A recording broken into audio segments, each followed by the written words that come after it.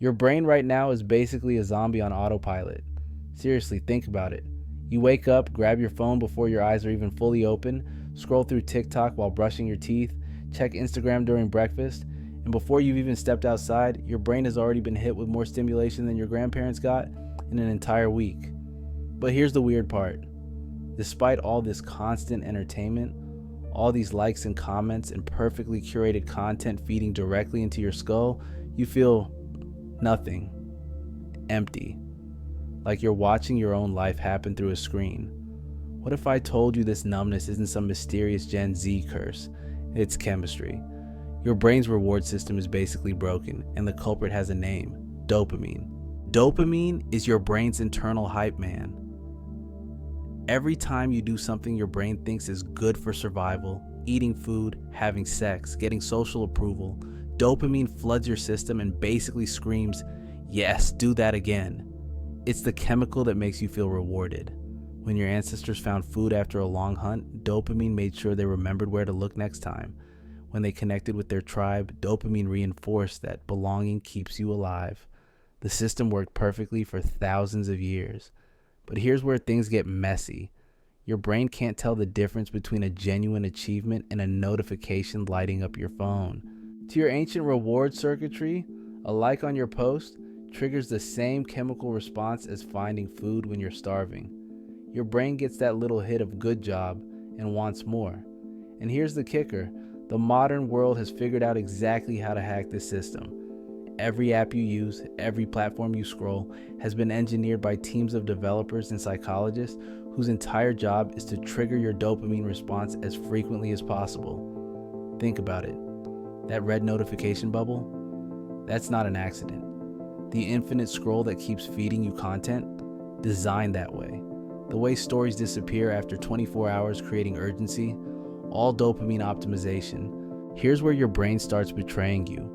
When you get too many dopamine hits too easily and too often, your brain does something called down regulation. It's basically your brain saying, okay, if we're getting this reward signal constantly, it must not be that important anymore. Why this so it turns down the volume. It reduces the number of dopamine receptors. The same hit that used to make you feel amazing now barely registers. You need more and more stimulation just to feel normal. This is literally the same mechanism behind drug tolerance. An addict needs increasingly larger doses to get the same high because their brain has adapted to the constant flood of the chemical. Your phone is doing the same thing to you, just more slowly and way more socially acceptable. You binge an entire season in one sitting and wake up the next day feeling weirdly empty. You get 100 likes on a post and feel good for maybe 5 minutes before the buzz completely fades. You buy something online with one click, it arrives 2 days later, and the excitement lasts about as long as it takes to open the box. Your brain has become tolerant to easy rewards. The deeper problem is what this does to everything else in your life. When your reward system is constantly getting triggered by low effort, high frequency hits, the things that actually matter start feeling boring by comparison. Real conversations don't give you the same rush as a comment section. Learning a new skill feels painfully slow compared to the instant gratification of scrolling. Building something meaningful requires effort over weeks or months, but your brain has been trained to expect rewards within seconds. So you end up in this weird state where you're constantly stimulated but never satisfied. You're chasing that dopamine high all day long, but because your brain's sensitivity is shot, nothing actually feels good anymore. Social media is the absolute worst offender here, and the scary part is how intentional it all is. These platforms aren't just accidentally addictive. They're built on something called variable reward schedules, which is the same psychological principle that makes slot machines so addictive. You don't know when the next good post is coming, when someone will comment on your story, or when that person you're interested in will finally respond. That unpredictability keeps you checking. Your brain gets more excited by the possibility of a reward than by the reward itself. Every time you pull down to refresh, you're basically pulling a slot machine lever. Sometimes you win, most times you don't, but that occasional hit keeps you coming back. Research has shown that social media use activates the exact same brain regions involved in reward processing that light up when gambling addicts sit down at a casino. The nucleus accumbens, the ventral tegmental area, all the dopamine pathways are firing. You're not weak for being on your phone too much. You're up against billion-dollar companies that have literally engineered their products to be as addictive as possible. They hire attention engineers. They run thousands of A/B tests to figure out exactly which shade of red makes you more likely to click. They optimize every pixel to keep your eyeballs glued to the screen because their entire business model depends on it. The more time you spend on the platform, the more ads they can show you, the more money they make. Your attention is the product being sold. But here's what nobody tells you about why this makes you feel so empty. Real fulfillment doesn't come from the reward itself. It comes from the story you build around who you're becoming through effort. When you work towards something difficult, when you struggle and push through resistance and finally achieve what you set out to do, your brain doesn't just give you a dopamine hit. It updates your entire sense of identity. You're not just someone who got a reward. You're someone who does hard things, someone who follows through, someone who builds skills. That identity shift is where real satisfaction lives. Instant rewards completely bypass this process. You get the chemical hit without the meaning. When you scroll and get that little burst of pleasure from a funny video, there's no story attached to it. You didn't become anyone different. You didn't grow or change or prove anything to yourself. It's empty calories for your brain. This is why you can spend 4 hours on your phone and feel worse afterward than when you started. Your dopamine system got activated over and over, but none of it built toward anything. None of it contributed to the person you want to be. You got the sensation without the substance. Compare that to spending even 30 minutes working on something challenging, learning a few chords on guitar, writing a page of something you're working on, having a real conversation with someone where you're both actually present. That might feel harder in the moment, but afterward you feel different. You feel like you did something because you built a tiny piece of evidence that you're the kind of person who shows up for things that matter. So, how do you fix a broken reward system? How do you resensitize your brain when it's been completely fried by constant stimulation? The answer is actually simpler than you'd think, but it's not easy. You have to starve the easy hits and feed the meaningful ones. First, you need to reduce the cheap dopamine triggers flooding your system. This is where the idea of a dopamine detox comes in. And before you roll your eyes, hear me out. You don't need to go live in a cave for a month, but you do need to give your brain some space to reset its baseline. Try a 24-hour break from social media. Not forever, not even for a week. Just one day. Delete the apps from your home screen so you can't mindlessly tap them. Tell your friends you're offline for a bit so you don't feel guilty about not responding. For those 24 hours, your brain is going to be incredibly uncomfortable. You're going to reach for your phone constantly out of habit. You're going to feel bored, anxious, maybe even a little depressed. That's not a sign you're doing it wrong. That's withdrawal. Your brain has been running on a constant drip of stimulation, and now suddenly the tap is turned off. It's going to panic. But here's what happens if you push through. After that initial discomfort, you start noticing things again. Colors seem brighter. Conversations feel more engaging.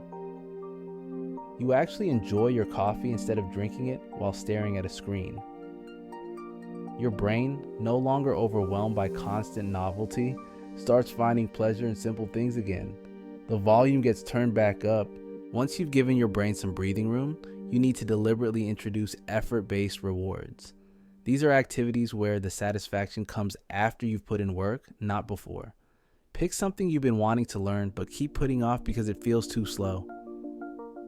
Drawing, cooking, a new language, working out, literally anything that requires consistent effort over time.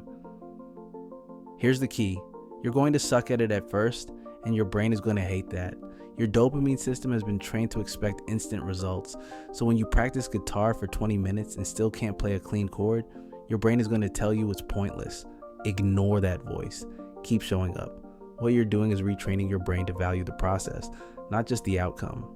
You're teaching it that effort itself can feel good, that progress measured in weeks instead of seconds can be satisfying. Use a visual tracker if it helps. Put a check mark on a calendar every day you practice. That tiny ritual of marking your progress gives your brain a small reward for showing up. And over time, those check marks become evidence of who you're becoming. Not someone who needs constant entertainment, someone who builds things. And if you're looking for more insights on how to actually build a life that doesn't leave you feeling empty, hit that subscribe button because we're just getting started unpacking all of this. The third piece of resensitizing your brain is the most important and the hardest to explain. You need to connect your actions to your identity. This is the difference between I want to work out and I am someone who takes care of their body. One is a wish, the other is a statement about who you are. When your behavior aligns with your identity, when you act in ways that are consistent with the type of person you want to be, your brain releases a different kind of satisfaction. It's not the quick hit of dopamine from a like, it's the deeper feeling of integrity, of coherence, of living in a way that matches your values. James Clear talks about this in Atomic Habits. He argues that the most effective way to change your behavior isn't to focus on what you want to achieve, but on who you want to become. Every action you take is a vote for the type of person you want to be. You don't need to be perfect. You just need more votes for your desired identity than against it. So ask yourself, who do I want to be? Not what do I want to have, not what do I want to accomplish. Who? Do you want to be someone who creates things or someone who only consumes? Someone who shows up for people or someone who ghosts when things get hard? Someone who does what they say they'll do or someone who makes excuses? Write that down. Make it specific. Then look at your daily actions and ask, is this something that person would do?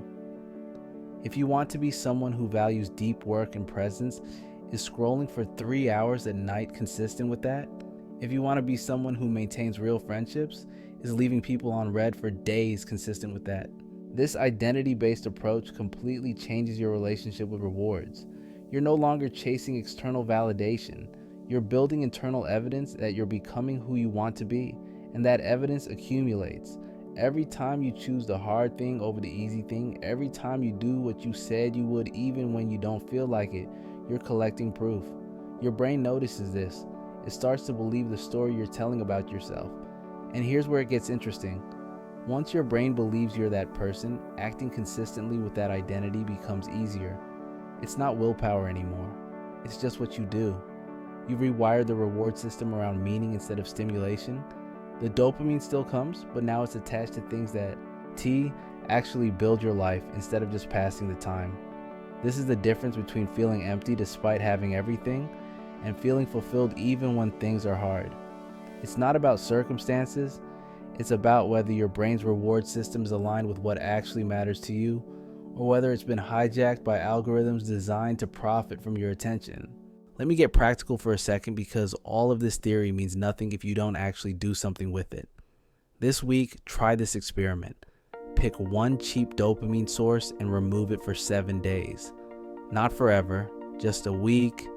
Maybe it's Instagram, maybe it's YouTube Shorts, maybe it's that mobile game you've sunk 200 hours into. Whatever takes up the most mindless time in your day, cut it out temporarily. At the same time, choose one effort-based activity and commit to doing it for just 15 minutes every single day. It could be journaling, reading actual books, going for a walk without your earbuds in, practicing a skill, anything that requires presence and produces no immediate external reward. Do both of these things simultaneously.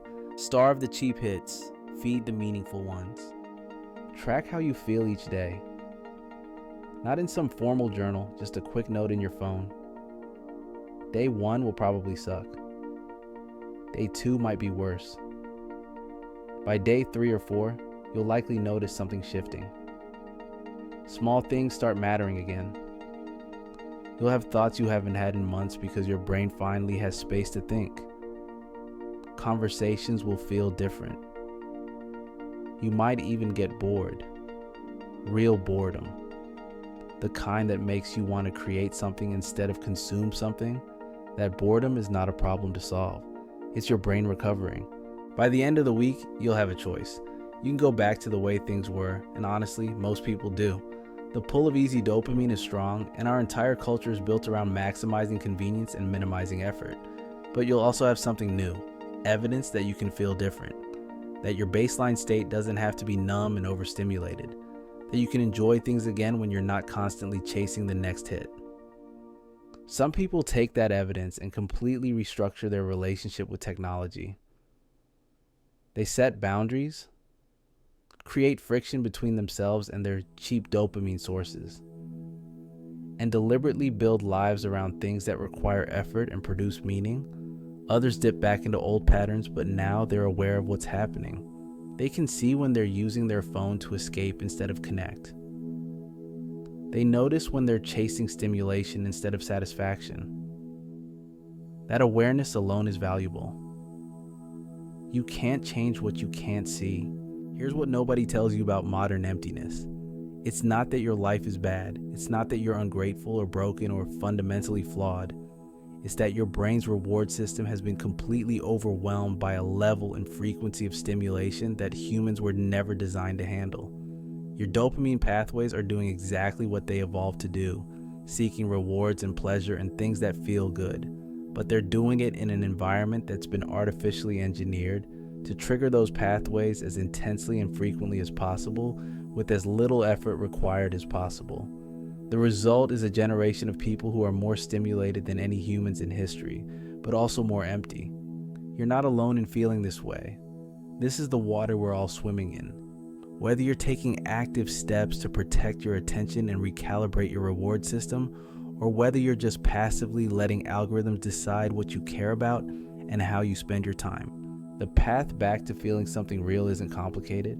It's uncomfortable, but it's not complicated. Reduce cheap hits. Increase effort-based rewards. Connect your actions to your identity. Do these 3 things consistently, and your brain will slowly remember what actual fulfillment feels like. Not the quick burst of a like or the shallow excitement of a new purchase, but the deeper satisfaction of building something, becoming someone, doing things that align with who you want to be. That kind of fulfillment doesn't fade after 5 minutes. It compounds. Every day you show up for the things that matter, you're not just getting a reward. You're becoming the kind of person who shows up. And that identity, that sense of self that's built through consistent action over time, is the only thing that actually fills the void. So take the challenge seriously. 1 week. Remove 1 cheap dopamine source. Add 1 meaningful daily practice. See what happens. Your brain might surprise you with how quickly it can recalibrate when you finally give it the chance.